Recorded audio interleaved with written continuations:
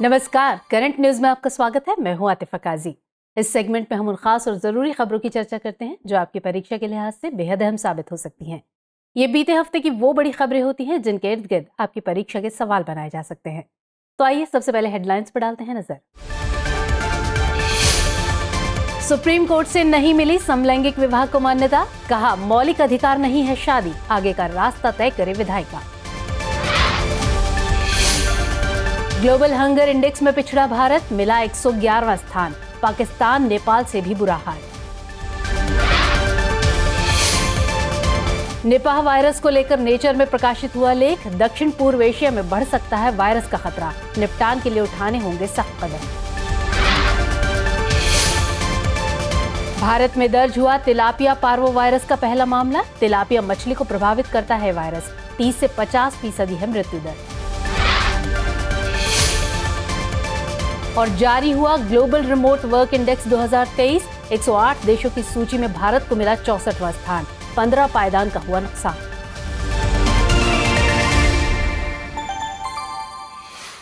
चलिए अब खबरों पर विस्तार से डालते हैं नजर।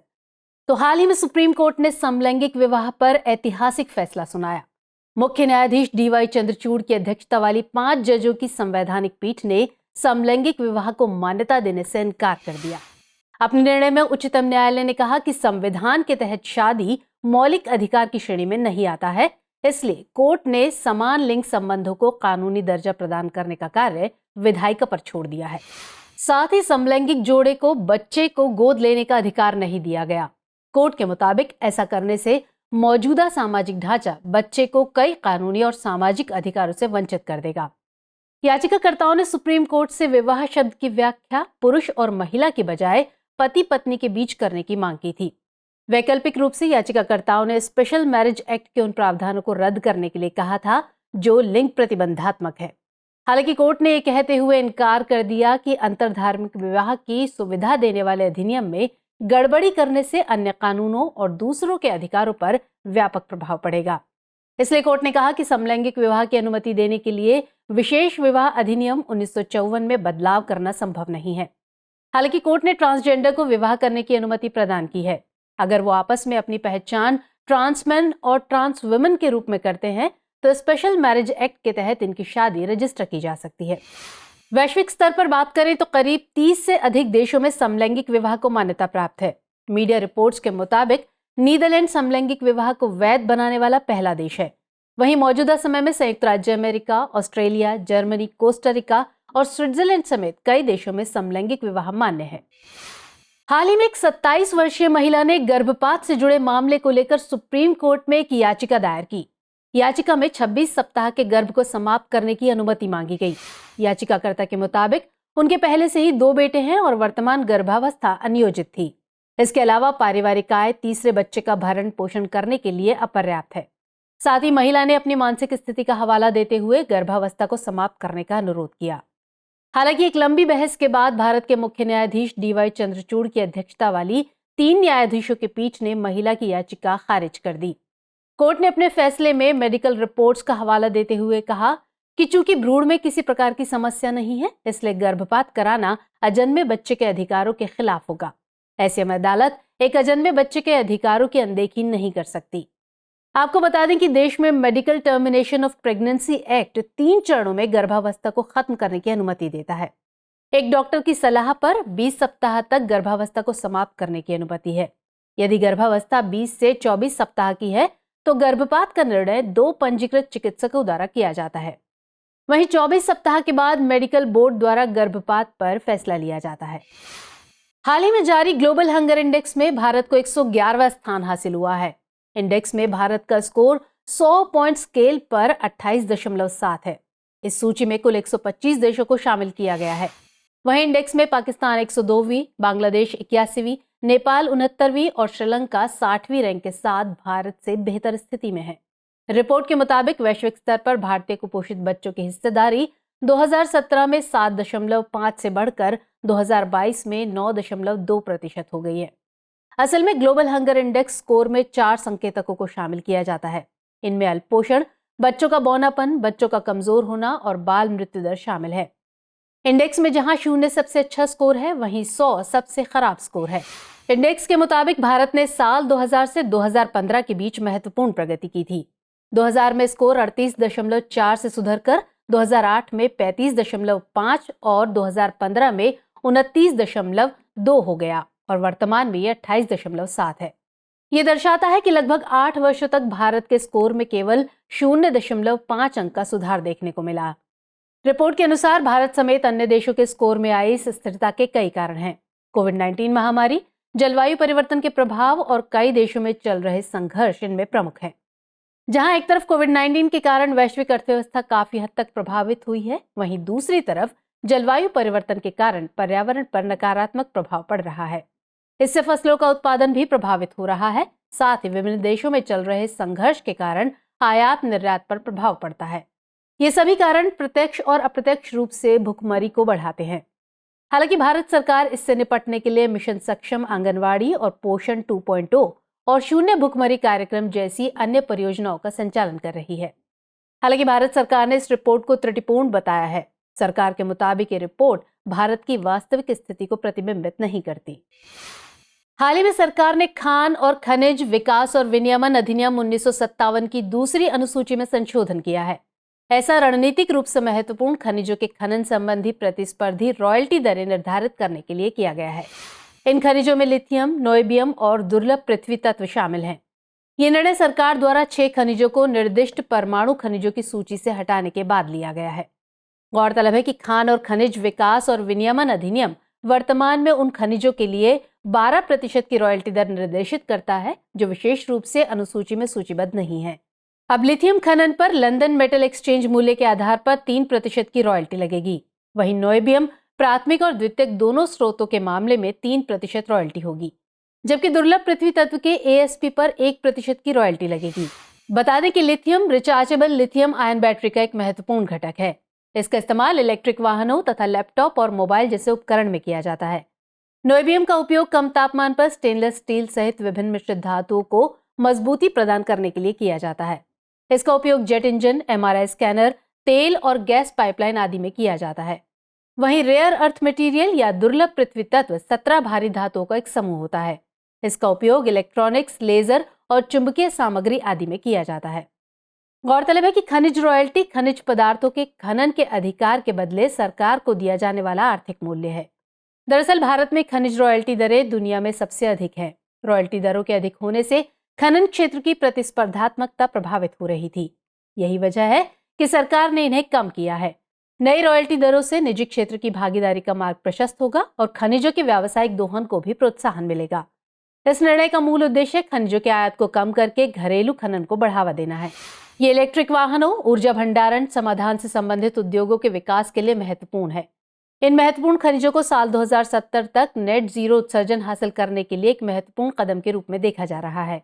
साथ ही ये आर्थिक विकास और नवाचार को बढ़ावा देने में भी सहायक है। इजराइल और हमास के बीच जारी युद्ध में हजारों लोगों की जान जा चुकी है। इस हिंसा को युद्ध अपराध घोषित करने की मांग दुनिया भर में उठ रही है। हमास ने भी अंतर्राष्ट्रीय मानवीय कानून का हवाला देते हुए इजराइल पर गाजा पट्टी में नागरिकों पर हमला करने और भोजन, पानी तथा बिजली से वंचित करने का आरोप लगाया है। वहीं दूसरी तरफ इजराइल ने हमास पर अपने नागरिकों को बंदी बनाने का आरोप लगाया है। इन सब के बीच अंतर्राष्ट्रीय युद्ध नियम चर्चा का केंद्र बन गया है। युद्ध पर लागू होने वाले नियम अंतर्राष्ट्रीय अपराध न्यायालय और संयुक्त राष्ट्र चार्टर में बताए गए हैं। साल 1949 में दूसरे विश्व युद्ध के बाद युद्ध क्षेत्र व्यवहार के लिए जेनेवा कन्वेंशन के तहत अंतर्राष्ट्रीय मानवीय कानून बनाए गए। ये देशों को अपनी रक्षा करने का अधिकार देता है, लेकिन किसी देश पर हमला करने का अधिकार नहीं देता है। दरअसल जेनेवा कन्वेंशन 4 संधियों का एक सेट है। पहली, युद्ध के दौरान भूमि पर घायल और बीमार सैनिकों की रक्षा की जाती है। इसमें चिकित्सा कर्मियों, चिकित्सा इकाइयों और चिकित्सा परिवहनों को शामिल किया गया है। दूसरी, युद्ध के दौरान समुद्र में घायल, बीमार और क्षतिग्रस्त जहाजों के सैन्य कर्मियों की रक्षा की जाती है। यह सम्मेलन समुद्र के रास्ते अस्पताल के जहाजों और चिकित्सा परिवहन तक भी फैला हुआ है। इसमें उनके कर्मियों के उपचार और सुरक्षा के प्रावधान शामिल हैं। तीसरी संधि युद्ध कैदियों से जुड़ी है। इसमें सामान्य सुरक्षा की एक विस्तृत श्रृंखला शामिल है, जैसे मानवीय उपचार, रखरखाव और कैदियों में समानता, कैद की स्थिति इत्यादि। वहीं चौथी संधि के तहत कब्जे वाले क्षेत्र तथा नागरिकों की सुरक्षा की बात की जाती है। इससे पूर्व केवल युद्ध में शामिल सैनिकों के हक की बात की जाती थी, लेकिन द्वितीय विश्व युद्ध के अनुभव के आधार पर युद्ध काल में नागरिकों की सुरक्षा की मांग की जाने लगी थी। इसी कारण जिनेवा कन्वेंशन अमल में लाया गया। बीते दिनों अमेरिकी अंतरिक्ष एजेंसी नासा ने क्षुद्रग्रह बेन्नू के नमूने को धरती पर लाने में सफलता हासिल की। इस नमूने के परीक्षण से कई चौंकाने वाले तथ्य सामने आए हैं। एस्टेरॉयड बेन्नू के नमूने के प्रारंभिक अध्ययन में उच्च कार्बन सामग्री और पानी के प्रमाण मिले हैं। प्राप्त हुए नमूनों में पानी के प्रमाण मिलने से माना जा रहा है कि पृथ्वी पर जीवन के निर्माण से संबंधित अहम तथ्य उजागर हो सकते हैं। वैज्ञानिकों के मुताबिक ये क्षुद्रग्रह करीब 4.5 अरब वर्ष पुराना है। नासा अगले 2 वर्षों तक इन नमूनों की निगरानी करेगा। इसके साथ ही क्षुद्रग्रह सैंपल्स में विभिन्न परिस्थितियों में होने वाले बदलाव का अध्ययन किया जाएगा। एस्टेरॉयड बेन्नू के नमूने पर दुनिया भर के 200 से ज्यादा वैज्ञानिकों द्वारा शोध किया जाएगा। इसमें मुख्यतः रेजोलिथ के गुणों का पता लगाएगा। इसमें कई अमेरिकी संस्थानों के शोधकर्ताओं के साथ साथ जापान और कनाडा की अंतरिक्ष एजेंसियां भी शामिल हैं। अंतरिक्ष रोबोटिक मिशन के तहत यह तीसरा मौका है जब नासा ने क्षुद्रग्रह के नमूने को पृथ्वी पर लाने की कोशिश की है। इससे पूर्व जेनेसिस अंतरिक्ष यान ने साल 2004 में सौर हवा के टुकड़े गिराए थे। हालांकि पैराशूट विफल होने के कारण कैप्सूल जमीन पर गिर गया और नमूने खराब हो गए। 2006 में स्टारडस्ट अंतरिक्ष यान धूमकेतु की धूल पृथ्वी पर पहुंचाने में सफल रहा था। बताते चले कि क्षुद्रग्रह के नमूनों को एक खास प्रक्रिया के तहत धरती पर लाया जाता है। अंतरिक्ष यान में नमूनों को एक विशेष प्रकार के निर्मित कैप्सूल में रखा जाता है और वापसी के दौरान इन कैप्सूल्स को पैराशूट की सहायता से धरती पर भेजा जाता है। अमेरिका से पूर्व एस्टेरॉयड के नमूनों को धरती पर लाने में जापान ने सफलता हासिल की थी। हाल ही में नेचर जर्नल में a personal take on science and society शीर्षक से एक लेख प्रकाशित किया गया है। इसमें बताया गया है कि चमगादड़ों से फैलने वाला निपाह वायरस पूरे दक्षिण पूर्व एशिया में संभावित खतरा पैदा कर सकता है। इसके मद्देनजर लेख में निपाह वायरस से निपटने के लिए वैज्ञानिक और नीतिगत पहल की तत्काल आवश्यकता पर जोर दिया गया है। गौरतलब है कि इस लेख को केरल में निपाह निगरानी टीम के निष्कर्षों के आधार पर जारी किया गया है। इसके मुताबिक केरल में वायरस का प्रकोप बांग्लादेश से उत्पन्न हुआ था। म्यांमार, थाईलैंड, लाओस, दक्षिणी चीन, भूटान, नेपाल, श्रीलंका और कई भारतीय राज्यों की बांग्लादेश से निकटता के कारण इन क्षेत्रों में वायरस का खतरा बढ़ सकता है। चूंकि वायरस का प्रकोप आमतौर पर अल्पकालिक होता है, इस कारण इसके विशिष्ट उपचारों की कमी एक गंभीर चिंता का विषय बनी हुई है। हालांकि शोधकर्ताओं ने निपाह से बचे लोगों से मोनोक्लोनल एंटीबॉडी या MABS के विकास को प्राथमिकता देने का सुझाव दिया है। आपको बता दें कि MABS प्रयोगशालाओं में बनाए गए प्रोटीन है जो शरीर में एंटीबॉडीज नामक प्रोटीन की तरह कार्य करते हैं। इसका इस्तेमाल वायरस के शुरुआती लक्षणों वाले लोगों जैसे फ्रंटलाइन स्वास्थ्य देखभाल श्रमिकों पर किया जा सकता है। वहीं ढाका का international centre for diarrhoeal disease research पहले से ही निपाह से बचे लगभग 50 लोगों पर अध्ययन कर रहा है। गौरतलब है कि निपाह एक जूनोटिक वायरस है। ये जानवरों से लोगों में फैलता है, साथ ही दूषित भोजन के माध्यम से या सीधे एक व्यक्ति से दूसरे व्यक्ति में भी फैल सकता है। इससे बचाव के लिए कई टीके क्लिनिकल परीक्षण में हैं। इनमें एक परीक्षण मैसेंजर RNA या mRNA पर आधारित है। mRNA का पूरा नाम मैसेंजर राइबोज न्यूक्लिक अम्ल है। अन्य टीकों की तरह ये भी एंटीबॉडी का उत्पादन करने के लिए प्रतिरक्षा प्रणाली को सक्रिय करने का प्रयास करता है। इसके अलावा एक दूसरे परीक्षण में हेंड्रा वायरस के सब यूनिट प्रोटीन का प्रयोग करके एंटीबॉडी का उत्पादन किया जा रहा है जो निपाह वायरस से मिलता जुलता है। विश्व स्वास्थ्य संगठन के मुताबिक मिस्र ने हेपेटाइटिस C नामक बीमारी को खत्म करने में अभूतपूर्व प्रगति हासिल की है। वैश्विक स्वास्थ्य निकाय मानदंडों के अनुसार मिस्र हेपेटाइटिस C के उन्मूलन में गोल्ड टियर का दर्जा प्राप्त करने वाला पहला देश बन गया है। मिस्र ने हेपेटाइटिस C से पीड़ित 87% लोगों का निदान किया है। वहीं 93% लोगों को उपचार प्रदान किया गया है। ये गोल्ड टियर के निर्धारित मानदंडों से ज्यादा है। मिस्र की 100 मिलियन स्वस्थ जीवन पहल ने इसमें महत्वपूर्ण भूमिका निभाई है। इससे HCV का प्रसार 2016 में 10% से घटकर 2019 में अनुमानित रूप से 1% से भी कम हो गया। दरअसल गोल्ड टियर का दर्जा प्राप्त करने के लिए कुछ मापदंड निर्धारित किए हैं।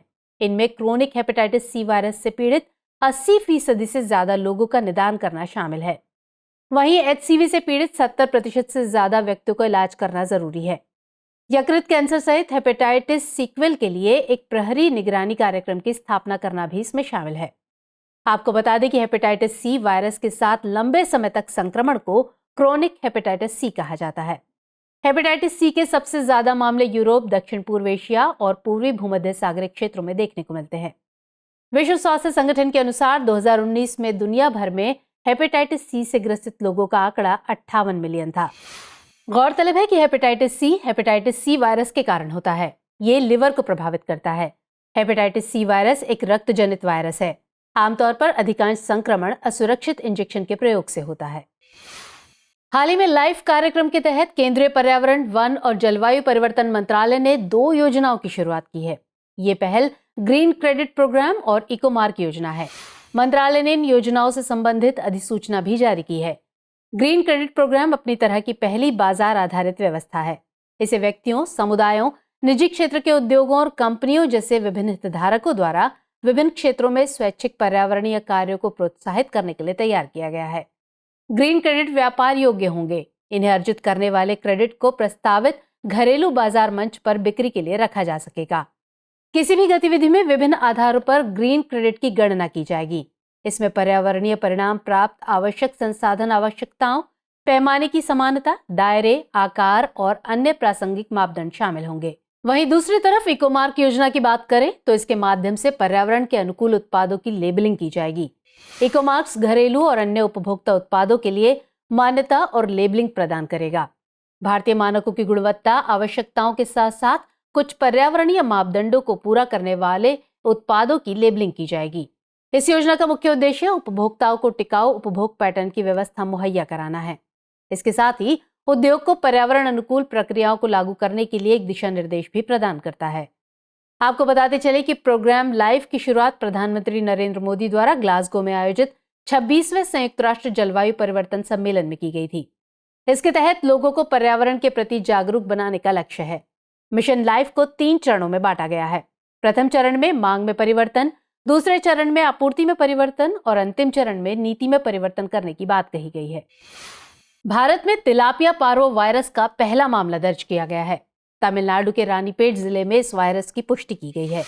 ये वायरस तालाब में पाई जाने वाली मछली तिलापिया को प्रभावित करता है। इस वायरस के कारण बड़ी संख्या में मछलियों की मृत्यु हो रही है। ये वायरस मछलियों की आंख और स्किन में इन्फेक्शन का कारण बनता है। हालिया अध्ययन के मुताबिक इस वायरस के संक्रमण से मृत्यु दर करीब 30 से 50% है। तिलापिया पार्वो वायरस एक डीएनए वायरस है। विश्व में सबसे पहले 2019 में चीन में इस वायरस की पुष्टि हुई थी। इसके बाद वर्ष 2021 में थाईलैंड में इसे रिपोर्ट किया गया। भारत टीआईपीवी की घटना की रिपोर्ट करने वाला तीसरा देश है। अब तक इस वायरस से बचाव के लिए वैक्सीन का निर्माण नहीं हो सका है। वहीं मछली तिलापिया की बात करें तो 1950 के दशक में प्रजाति भारत में आई थी। देश में इस मछली की 2 किस्म मोजाम्बिक और नील तिलापिया पाई जाती हैं। ये मछली मीठे पानी में पाई जाती है। मोजाम्बिक तिलापिया को तमिल में जिलाबी भी कहा जाता है। ये प्रजाति पानी में कम ऑक्सीजन स्तर में जीवित रहने में सक्षम है। तमिलनाडु के अलावा तिलापिया का उत्पादन आंध्र प्रदेश और केरल के विभिन्न हिस्सों में किया जाता है।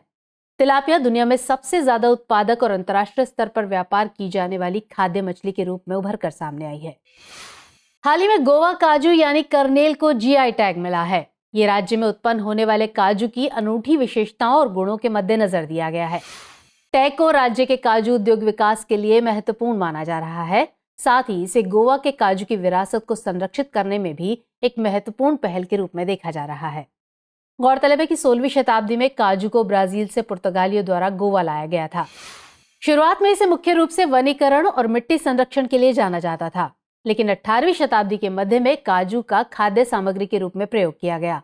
इसके बाद से धीरे धीरे कुटीर उद्योग से बड़े पैमाने पर काजू का उत्पादन होने लगा। आपको बता दें कि जीआई टैग देने का मुख्य उद्देश्य गोवा काजू की गुणवत्ता को बनाए रखना है।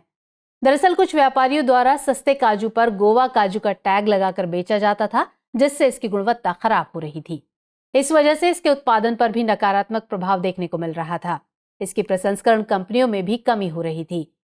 टैग मिलने के बाद से बिना रजिस्ट्रेशन के इसके लोगों का प्रयोग नहीं किया जा सकेगा। साथ ही इसकी गुणवत्ता और प्रामाणिकता को बनाए रखने के लिए इसकी पैकेजिंग का भी ध्यान रखा जाएगा। इससे इसके व्यापार में वृद्धि की उम्मीद लगाई जा रही है। असल में गोवा काजू अपनी विशिष्टता के लिए जाने जाते हैं। आमतौर पर गोवा काजू ऑर्गेनिक यानी जैविक होता है। इसका अनोखा स्वाद ही इसे अन्य काजू से अलग बनाता है। काजू की फसल के लिए अच्छी जल निकास वाली बलुई दोमट मिट्टी सर्वोत्तम होती है। इसके लिए उपयुक्त तापमान 20 से 38 डिग्री सेल्सियस और 2000 से 3500 मिलीमीटर तक वार्षिक वर्षा आवश्यक होती है। काजू की खेती मुख्य रूप से केरल, महाराष्ट्र, कर्नाटक, गोवा, तमिलनाडु, आंध्र प्रदेश और उड़ीसा में की जाती है। गौरतलब है कि जीआई टैग का उपयोग किसी निश्चित भौगोलिक क्षेत्र से संबंधित वस्तु या उत्पाद को विशिष्ट पहचान प्रदान करने के लिए दिया जाता है। इसे भौगोलिक संकेत पंजीकरण और संरक्षण अधिनियम 1999 के तहत जारी किया जाता है।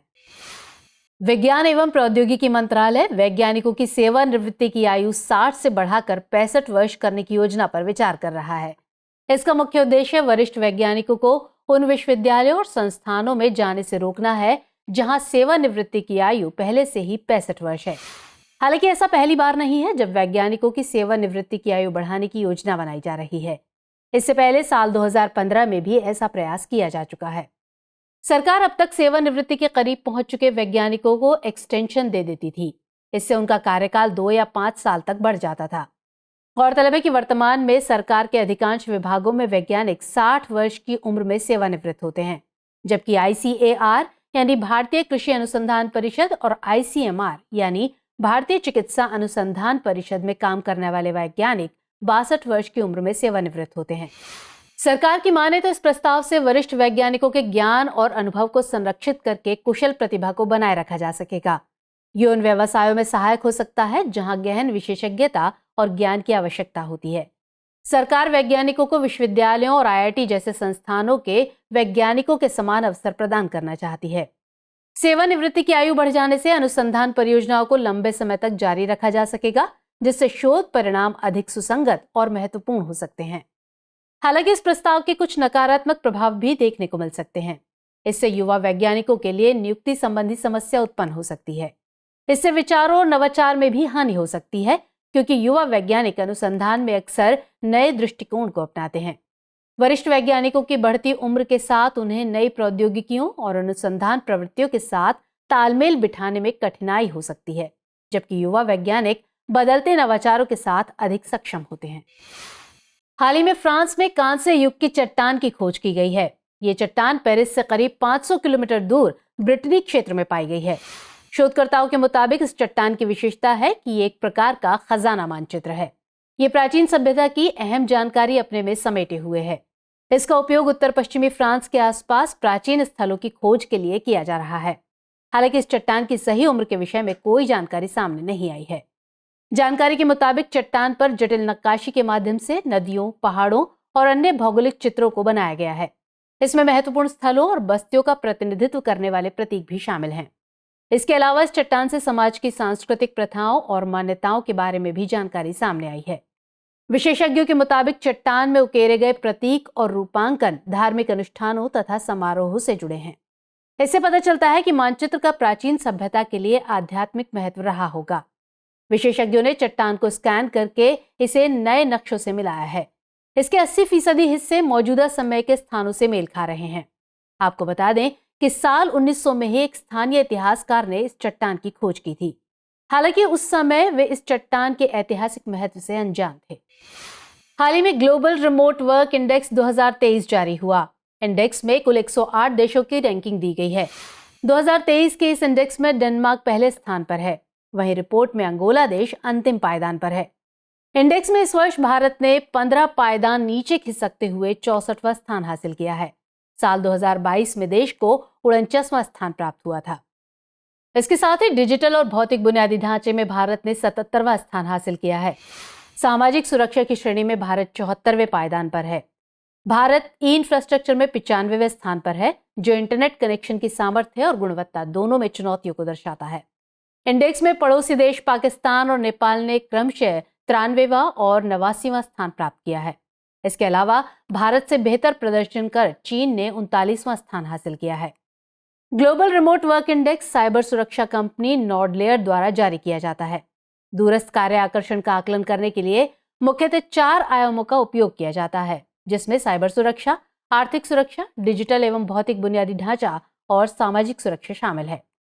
साइबर सुरक्षा के तहत बुनियादी ढांचा, प्रतिक्रिया क्षमता और कानूनी उपायों की जांच की जाती है। वहीं आर्थिक सुरक्षा के अंतर्गत पर्यटन आकर्षण, अंग्रेजी भाषा दक्षता, जीवन यापन की लागत और स्वास्थ्य देखभाल के आधार पर देशों का आकलन किया जाता है। तीसरे आयाम के तहत डिजिटल और भौतिक अवसंरचना में इंटरनेट की गुणवत्ता और सामर्थ्य ई बुनियादी ढांचे की निगरानी की जाती है। अंतिम आयाम सामाजिक सुरक्षा में व्यक्तिगत अधिकारों, समावेशिता और सुरक्षा की जांच की जाती है। हाल ही में आर्थिक मामलों की कैबिनेट समिति ने लद्दाख में 13 गीगावाट नवीकरणीय ऊर्जा परियोजना के लिए मंजूरी प्रदान की है।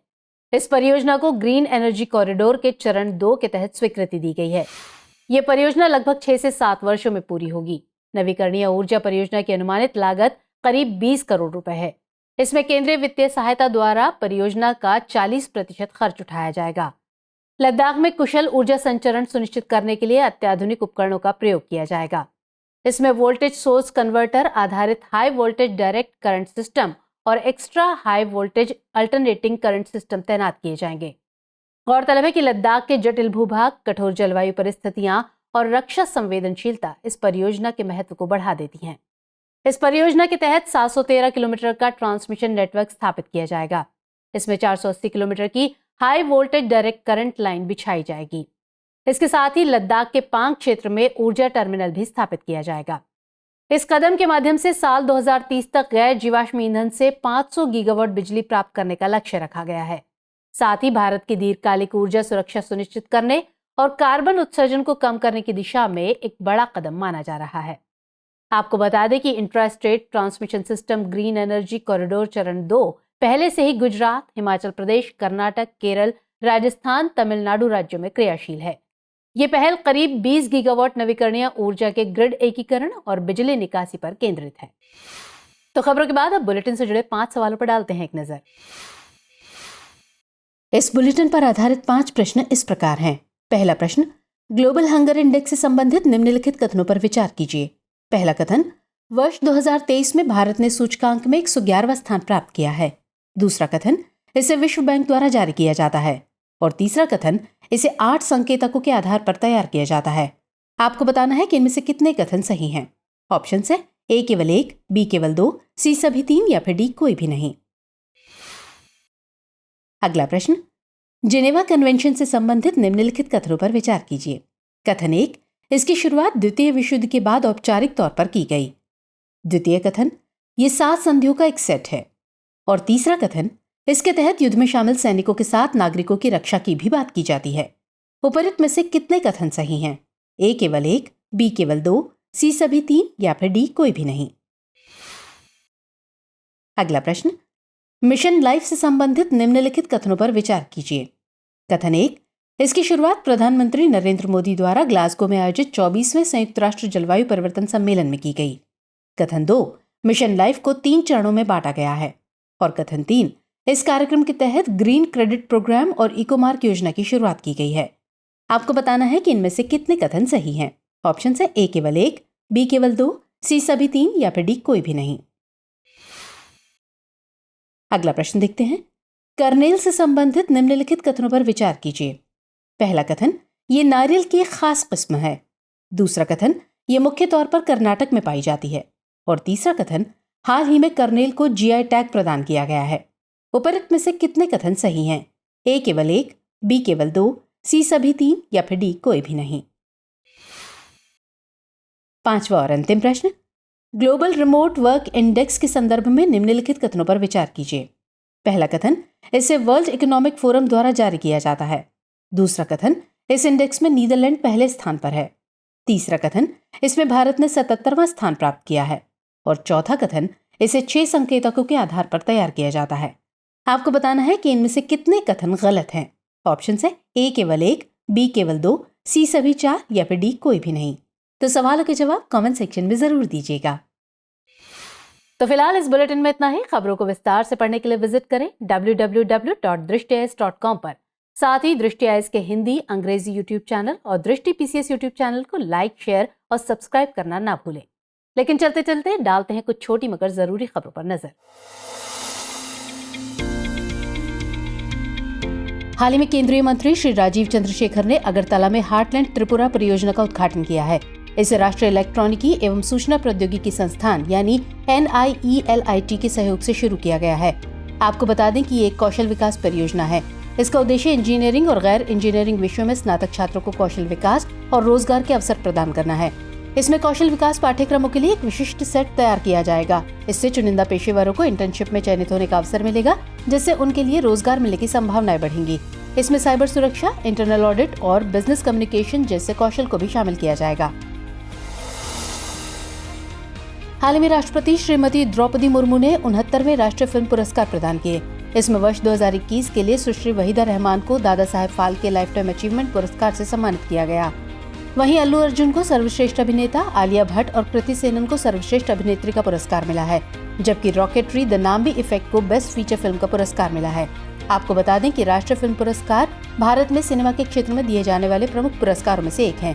इसकी शुरुआत साल 1954 में हुई थी। देश में 1023 FTAC यानी फास्ट ट्रैक विशेष अदालतें और 389 विशेष पॉक्सो अदालतों की स्थापना की जा रही है। ऐसा महिलाओं और बालिकाओं की सुरक्षा को ध्यान में रखते हुए किया जा रहा है।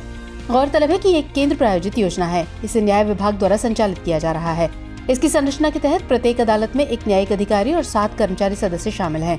इसके सुचारू रूप से कार्यान्वयन के लिए और मामले के आंकड़ों की मासिक निगरानी के लिए एक ऑनलाइन निगरानी ढांचा बनाया गया है। आपको बता दें कि अगस्त 2023 तक 29 राज्यों और केंद्र शासित प्रदेशों में कुल 411 पॉक्सो अदालतों सहित कुल 758 FTAC कार्यरत हैं। इसमें 1,88,000 से अधिक लंबित मामलों का निपटारा किया जा चुका है। हाल ही में केंद्रीय शिक्षा और कौशल विकास एवं उद्यमिता मंत्री धर्मेंद्र प्रधान ने अपना चंद्रयान नाम से एक वेब पोर्टल लॉन्च किया है। इसे शिक्षा मंत्रालय के स्कूली शिक्षा एवं साक्षरता विभाग यानी DOSEL और राष्ट्रीय शैक्षिक अनुसंधान एवं प्रशिक्षण परिषद यानी NCERT के द्वारा विकसित किया गया है। आपको बता दें कि इस पोर्टल पर स्कूली छात्रों के लिए मिशन चंद्रयान 3 पर आधारित क्विज और पहेलियां उपलब्ध हैं। साथ ही ये पोर्टल ग्राफिकल उपन्यासों के रूप में रंगीन किताबें, जिक्सॉ पहेली, चित्र निर्माण और प्रेरक कहानियों का एक संग्रह है।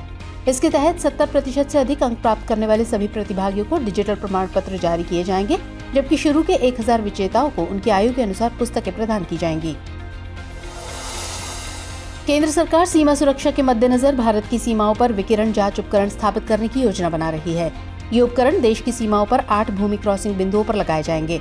इसमें पाकिस्तान सीमा, अटारी बॉर्डर, बांग्लादेश सीमा वाले क्षेत्र पेट्रापोल, अगरतला, डावकी एवं सुतारकांडी आदि शामिल हैं। इसके साथ ही सरकार ने भारत नेपाल बॉर्डर और म्यांमार के एकीकृत चेक पोस्ट और भूमि बंदरगाहों पर इस उपकरण के इस्तेमाल किए जाने की बात कही है।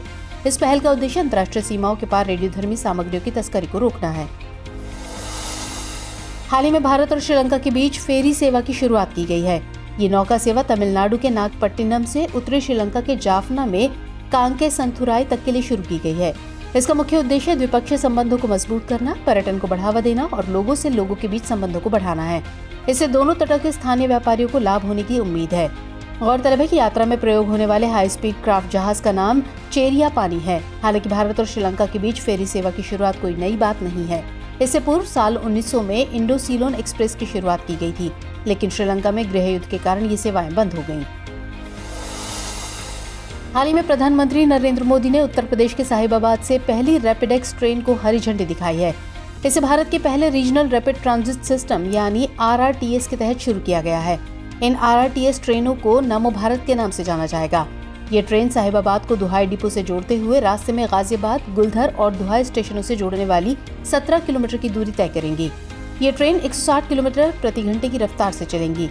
इस ट्रेन में 6 डिब्बे हैं और इसकी क्षमता लगभग 1700 यात्रियों को ले जाने की है। इसमें एक कोच महिला यात्रियों के लिए आरक्षित किया गया है। गौरतलब है कि प्रत्येक रैपिडेक्स ट्रेन में एक प्रीमियम कोच भी होगा। गौरतलब है कि RRTS दुनिया में क्षेत्रीय गतिशीलता का अत्याधुनिक और सर्वश्रेष्ठ समाधान है। हाल ही में IMF यानी अंतर्राष्ट्रीय मुद्रा कोष ने कहा कि वैश्विक आर्थिक विकास में भारत का योगदान अगले 5 वर्षों में 200 आधार अंक बढ़कर 18% होने की उम्मीद है। IMF के मुताबिक बड़े पैमाने पर सार्वजनिक पूंजी व्यय और लचीली घरेलू मांग के कारण भारत की आर्थिक वृद्धि मजबूत बनी हुई है। इससे पहले IMF ने लचीली घरेलू मांग और मजबूत निवेश प्रवाह के कारण वित्त वर्ष 2024 में भारत के विकास अनुमान को संशोधित कर 6.3% कर दिया है। इसके अलावा एशिया और प्रशांत के लिए क्षेत्रीय आर्थिक आउटलुक शीर्षक वाली एक रिपोर्ट में IMF ने कहा कि एशिया प्रशांत में वृद्धि 2022 में 3.9 से बढ़कर 2023 में 4.6% होने की उम्मीद है। रिपोर्ट के अनुसार एशिया की उन्नत अर्थव्यवस्थाओं में तंग वित्तीय स्थितियां मांग में कमी लाएंगी, जबकि निर्यात का दृष्टिकोण वैश्विक वस्तुओं की कीमत में उतार चढ़ाव पर निर्भर करेगा। लेकिन भारत में मजबूत घरेलू मांग और निजी निवेश में वृद्धि के साथ सार्वजनिक पूंजीगत व्यय में वृद्धि होने की उम्मीद है। हाल ही में केंद्रीय सड़क परिवहन और राजमार्ग मंत्री नितिन गडकरी ने भारत पाकिस्तान अंतर्राष्ट्रीय सीमा पर मौजूद अटारी मुख्य चौकी पर देश के सबसे ऊंचे राष्ट्रीय ध्वज का उद्घाटन किया है। इस ध्वज की ऊंचाई 418 फीट है। इससे पहले मार्च 2017 में 360 फुट का झंडा फहराया गया था, जिसे 3.5 करोड़ रुपए की लागत से स्थापित किया गया था। दिलचस्प बात है कि इसके जवाब में पाकिस्तान ने उस वर्ष अगस्त में विपरीत दिशा में वाघा चेक पोस्ट से सटी एक चौकी पर 400 फुट लंबा झंडा फहराया था। तब से माना जा रहा है कि भारत और पाकिस्तान में ध्वज युद्ध चल रहा है। शोधकर्ताओं ने पता लगाया है कि चंद्रमा पर पाई जाने वाली धूल का उपयोग संभावित रूप से चंद्रमा पर सड़कों और लैंडिंग पैड के निर्माण के लिए कच्चे माल के रूप में किया जा सकता है। इसमें मुख्य रूप से गहरे भूरे चंद्र ज्वालामुखी चट्टान शामिल है। Space.com की रिपोर्ट के अनुसार ये खोज पृथ्वी पर किए गए प्रयोगों पर आधारित है। गौरतलब है कि पृथ्वी के विपरीत चंद्रमा में हवा और पानी के कारण होने वाली क्षणिक प्रक्रियाओं का अभाव होता है, जिसके परिणाम स्वरूप चंद्रमा की धूल में तेज धार वाले कण मौजूद होते हैं। साथ ही चंद्र धूल में विद्युत आवेश भी होता है, जो इसे चिपचिपा और चिपकने वाला बनाता है। दरअसल इस धूल से चंद्रमा पर पहुंचने वाले लैंडर्स आदि को नुकसान हो सकता है और साथ ही सांस के जरिए संभावित स्वास्थ्य समस्याओं का कारण बन सकता है। इन चुनौतियों का समाधान करने के लिए इसकी सतह पर रोवर्स के लिए सड़क निर्माण करने पर विचार किया जा रहा है।